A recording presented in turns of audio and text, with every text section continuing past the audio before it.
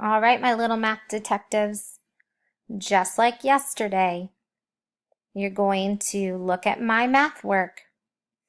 But today, I want you to focus on my number bonds. Here's the word problem that you're going to work with first. You need to get this piece of paper and a dry erase marker so that you're ready.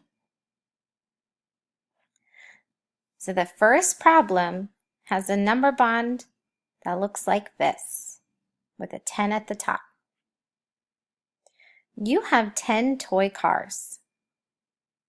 8 of them drove away. 2 are left. So I have 10 toy cars. 8 of them drove away. 2 are left.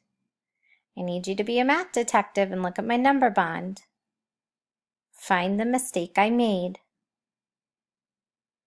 Over on this side with your dry erase marker, draw what my number bond should really look like to match my number sentence.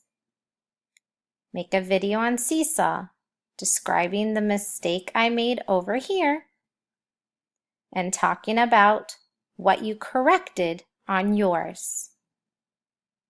After you finish your video, you're going to scan the second QR code.